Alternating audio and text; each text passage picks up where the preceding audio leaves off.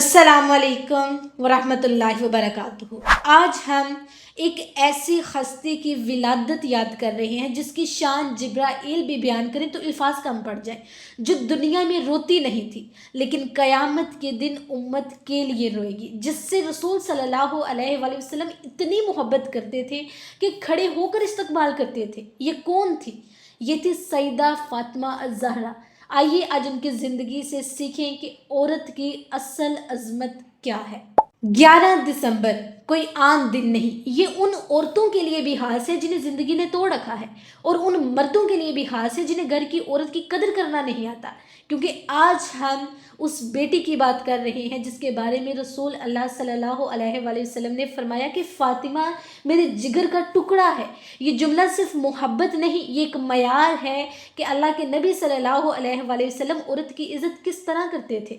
सैयदा फ़ातिमा रज़ियल्लाहु ताला अन्हु का बचपन महलों में नहीं, इस्लाम के ज़हमों के दरमियान गुजरा।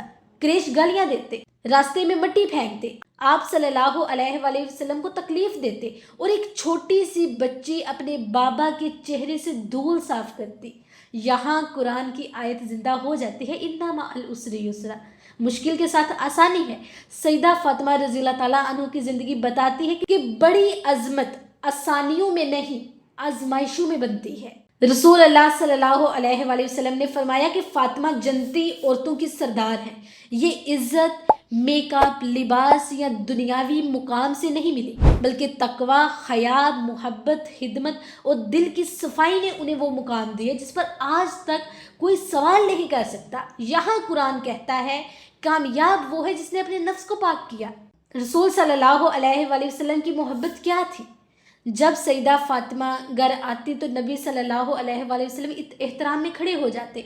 ये सिर्फ मोहब्बत नहीं थी, ये पूरी उम्मत के लिए लेसन है कि औरत की इज़्ज़त कैसे की जाए।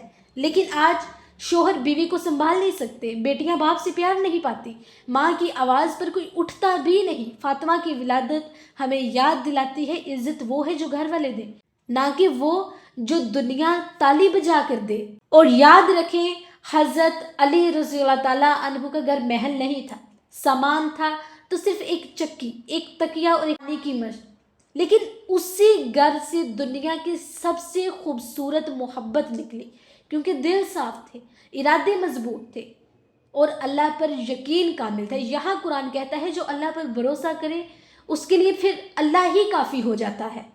हसन और हुसैन रज़ियल्लाहु ताला अन्हु जैसी औलाद सिर्फ उसी माँ की गोद से निकल सकती थी जिनके किरदार की खुशबू आसमान तक जाती थी। क्या आज की माएँ अपने बच्चे कुरान की मोहब्बत में पालती हैं या स्क्रीन और दुनिया की दौड़ में छोड़ देती हैं? फ़ातिमा रज़ियल्लाहु ताला अन्हु हमें याद दिलाती है अगर माँ ठीक हो तो नस्लें ठीक होती हैं, अगर माँ ठीक ना हो तो नस्लें ठीक हो ही नहीं सकती। सैयदा फ़ातिमा रज़ियल्लाहु ताला अन्हु की ज़िंदगी ये ऐलान करती है दुनिया तुम्हें तोड़ दे तो रोना मत, अल्लाह तुम्हें उठा लेगा। लोग तुम्हें कमज़ोर कहें तो फिक्र नहीं करना, अल्लाह तुम्हें ताकत देगा। अगर घर वालों ने आपकी कदर नहीं की, अल्लाह के नज़दीक आपकी कीमत हमेशा बढ़ती ही जाएगी, क्योंकि इज़्ज़त का फ़ैसला लोग नहीं अल्लाह करता है। आज के दिन एक फ़ैसला करें, अपनी बेटी की इज़्ज़त करना, अपनी माँ को खुश रखना, अपनी बीवी को मोहब्बत देना और अपने घर में सैयदा फ़ातिमा रज़ियल्लाहु ताला अन्हु के किरदार की खुशबू लाना।